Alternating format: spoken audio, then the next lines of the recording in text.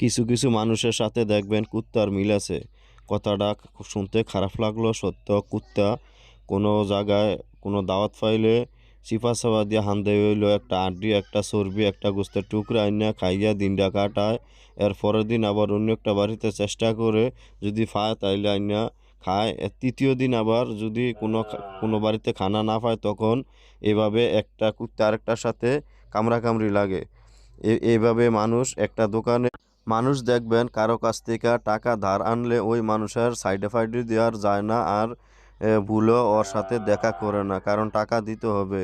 তেমনিভাবে কোনো দোকানে বাকি খাওয়ার পরে দেখা যাইতেছে অনেক টাকা হয়ে গেছে, তখন যদি দোকানদার টাকা খুঁজে তখন হের কাছে আর ভালো লাগে না। হ্যাঁ, এই দোকান ছাইরা আবার চিপা চাপা দিয়ে অন্য দোকানে কিছুদিন খাওয়ার পরে যখন ওই দোকানদার আবার টাকা খুঁজে তখন আর ওই দোকানও যায় না, ঘরের ভিতরে যাইয়া মহিলার সাথে এভাবে কামড়াকামড়ি ঝগড়া লাইগা যায়। কারণ ঝগড়া তো লাগবে, পেটে তো আর খানা নাই, কারণ সবসময় চলে বাটপারি সিটারি কইরা।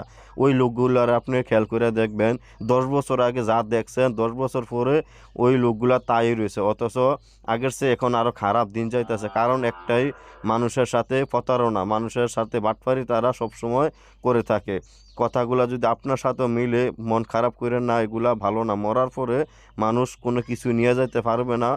এই শুধু লেনদেনটা ভালো থাকলে মানুষ ঠিকই আপনাকে মনে রাখবে যে লোকটা অনেক ভালো ছিল।